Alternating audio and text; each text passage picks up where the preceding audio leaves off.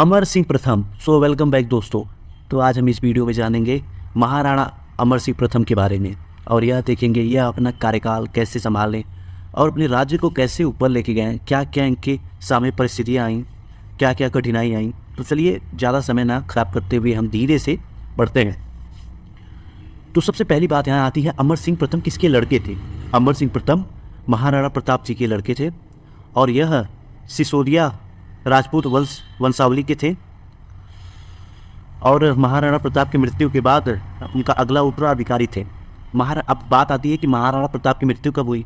महाराणा प्रताप की मृत्यु 1597 में हुई और अमर सिंह प्रथम 1597 में राजा भी बने। और इनका कार्यकाल कहाँ तक चला? फिर इनका कार्यकाल 1620 तक चला। अमर सिंह प्रथम महाराणा प्रताप के बड़े पुत्र थे। जैसा कि हम लोग जानते हैं महाराणा प्रताप के कई सारे पुत्र थे और यह उनमें से बड़े पुत्र थे। और उनका परिवार जो है मेवाड़ का शाही परिवार सिसोदिया राजपूत वंश माना जाता है और था भी। इनका जन्म चित्तौड़ में 16 मार्च 1559 को महाराणा प्रताप और महारानी अजम्बर दे पुवर के घर हुआ था। उसी वर्ष जब उदयपुर की नींव उनके दादा उदय सिंह द्वितीय ने रखी थी। उनके दादा ने उदय सिंह बनाया था, उदयपुर बनाया था, तो उसका नींव रखी थी वह।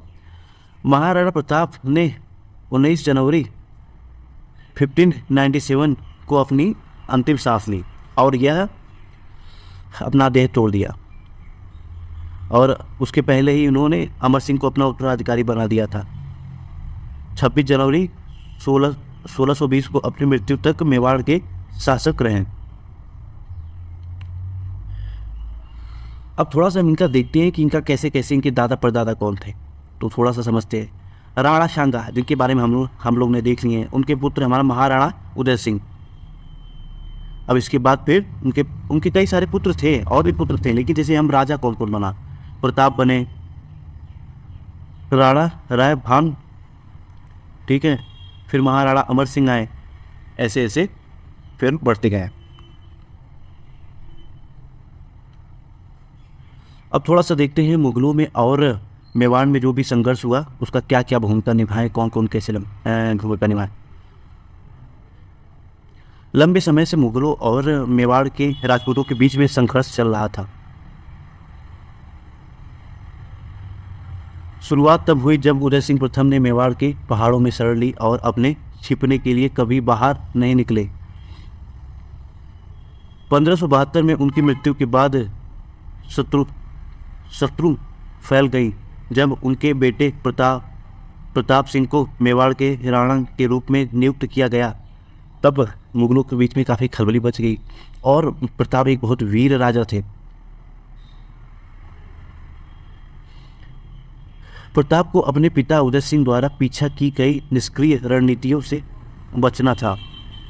यहाँ तक कि उन्होंने अपने बेटे अमर सिंह को भी मुगल दरबार में भेजा, लेकिन खुद अपने पिताजी व्यक्तिगत उपस्थिति से परहेज करते थे।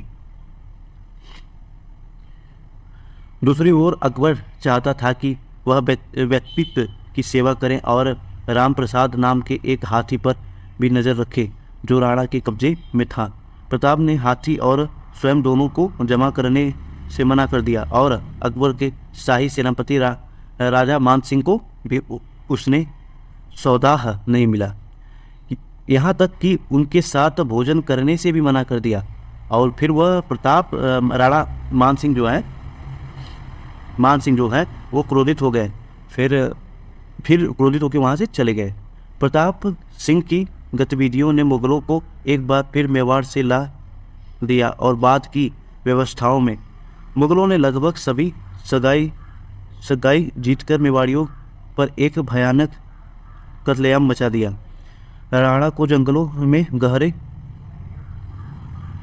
भागना पड़ा और उदयपुर को भी मुगलों ने अपने कब्जे में ले लिया, परंतु तमाम प्रयासों के बावजूद मुगल उसे पूरी तरह से अपने अधीन करने में असफल रहे।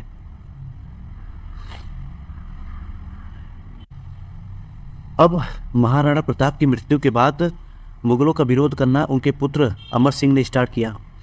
हालांकि उनके पास खोने के लिए कुछ भी नहीं था, क्योंकि शुरुआती हमलों में मुगलों ने मेवाड़ के मैदानों पर कब्जा कर लिया और वह अपने पिता के साथ छिपने के लिए मजबूर थे। महाराणा प्रताप को मृत्यु के बाद अमर सिंह ने मुगलों पर तेजी से हमला किए, जिसके कारण मुगलों को भागना पड़ा। अकबर द्वारा मेवाड़ को न जीत पाने के कारण संधि स्वरूप अमर सिंह से अपनी पुत्री का विवाह किया, परंतु यह संधि ज़्यादा समय तक सफल नहीं रही। जब जहांगीर सिंहासन पर चढ़ा तो उसने अमर सिंह के खिलाफ कई हमले किए। शायद वह उसे और मेवाड़ को वंश में न कर पाने की क्षमता के लिए दोषी महसूस करता था। हालांकि उसे यह कार्य करने के लिए अकबर द्वारा 2 बार सौंपा गया था। जहांगीर के लिए यह सिर की बात बन गई और उसने अमर सिंह को वश में करने के लिए राजकुमार परवेज को भेजा और देवर की लड़ाई हुई, लेकिन खुसरू मिर्जा के विरोध के कारण परवेज को रोकना पड़ा। परवेज लड़ाई में केवल सेनापति था, जबकि वास्तव में सेनापति जहांगीर का साला आसफ खान था। तो चलिए थोड़ा सा अब अमर सिंह की व्यक्तिगत जीवन के बारे में जानते हैं।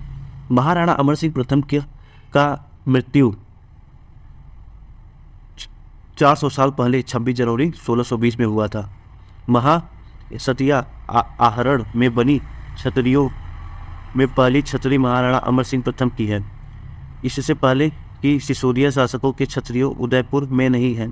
महाराणा अमर सिंह ने 1615 में मेवाड़ मुगल संधि के बाद सारा राजकाज अपने पुत्र करण सिंह के हाथों में दे दिया। वह उनके जीवन के अंतिम 5 साल उन्होंने महासत्याग्रह में एक नेतृत्व राणा के रूप में भागवत आराधना में गुजारे। वह यही उनका निधन आज ही एक दिन 400 साल पहले हुआ।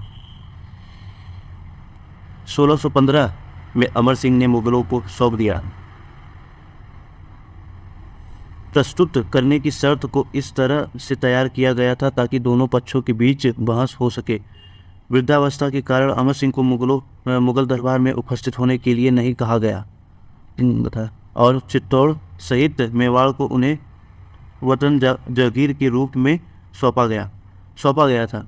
दूसरी ओर अमर सिंह ने उत्तराधिकारी करण सिंह को 5000 का रैंक दिया गया था। दूसरी ओर मुगलों ने मेवाड़ के किलेबंदी को रोककर अपनी रुचि प्राप्त की।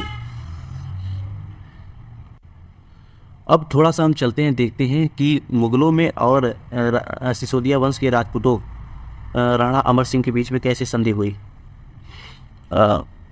बार बार मुगलों से लड़ाई के बाद मेवाड़ जो है आर्थिक स्थिति से बहुत जूझ रहा था और 1615 में जहांगीर की तरफ से शाहजहां ने अमर सिंह से बातचीत का प्रस्ताव रखा और बातचीत आगे बढ़ी और अमर सिंह ने भी यह सोचा कि यह सही समय है बातचीत करने का, संधि करने का, क्योंकि अभी हमारा स्थिति सही नहीं है। तो यह पहली संधि हुई और इस